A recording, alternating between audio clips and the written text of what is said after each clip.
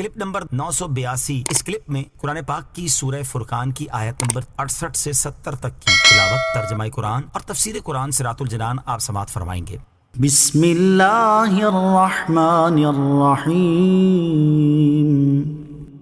ترجمہ: اللہ کے نام سے شروع جو نہایت مہربان رحمت والا ہے۔ والذین لا يدعون مع اللہ الہا آخر ولا يقتلون النفس التي حرم اللہ الا بالحق ولا يزنون ومن يفعل ذلك يلقى أثاما۔ ترجمہ: اور وہ جو اللہ کے ساتھ کسی دوسرے معبود کی عبادت نہیں کرتے اور اس جان کو ناحق قتل نہیں کرتے جسے اللہ نے حرام فرمایا ہے، اور بدکاری نہیں کرتے، اور جو یہ کام کرے گا وہ سزا پائے گا۔ والذین، اور وہ جو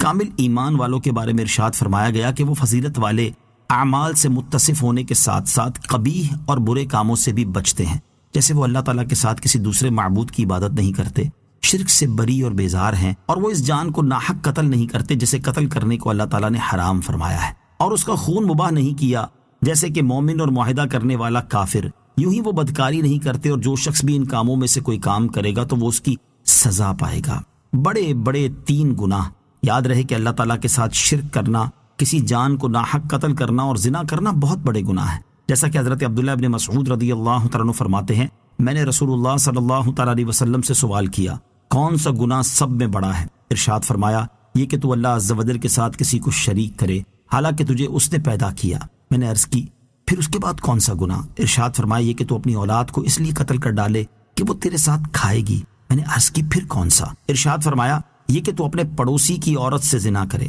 اللہ تعالیٰ نے اپنے حبیب علیہ الصلوۃ والسلام کی تصدیق میں یہ آیت والذین لا يدعون مع اللہ الہا آخر نازل فرمائی، اور حضور اقدس صلی اللہ تعالیٰ علیہ وسلم جب بیعت لیتے تو بطور خاص یہ 3 گناہ یعنی شرک، کسی کو ناحق قتل اور زنا نہ کرنے پر بیعت لیا کرتے تھے۔ چنانچہ حضرت عبادہ بن صامت رضی اللہ تعالیٰ عنہ فرماتے ہیں، ہم نبی کریم صلی اللہ تعالیٰ علیہ وآلہ وسلم کے ساتھ ایک مجلس میں تھے تو آپ نے ارشاد فرمایا، تو مجھ سے اس بات پر بیعت کرو کہ اللہ تعالیٰ کے ساتھ کسی کو شریک نہیں ٹھہراؤ گے، زنا نہیں کرو گے، چوری نہیں کرو گے، اور اس جان کو ناحق قتل نہیں کرو گے جسے قتل کرنا اللہ تعالیٰ نے حرام فرمایا ہے۔ تم میں سے جس شخص نے اس عہد کو پورا کیا اس کا اجر اللہ تعالیٰ کے ذمہ کرم پر ہے، اور جس نے ان حرام کردہ چیزوں میں سے کسی کا ارتکاب کر لیا اور اسے دنیا میں ہی اس کی شرعی سزا دے دی گئی تو وہ اس کا کفارہ ہے، اور جس نے ان میں سے کسی حرام کام کو کیا اور اللہ تعالیٰ نے دنیا میں اس کا پردہ رکھا تو آخرت میں اس کا معاملہ اللہ تعالیٰ کے سپرد ہے، اگر وہ چاہے تو اسے معاف کر دے اور اگر چاہے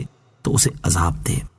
یضاعف له العذاب یوم القیامت ویخلد فیہ مہانا إلا من تاب وآمن وعمل عملا صالحا فأولئك يبدل الله سيئاتهم حسنات وكان الله غفورا رحيما۔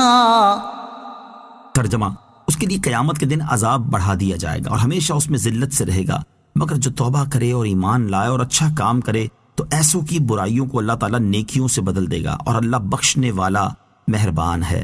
یضاعف،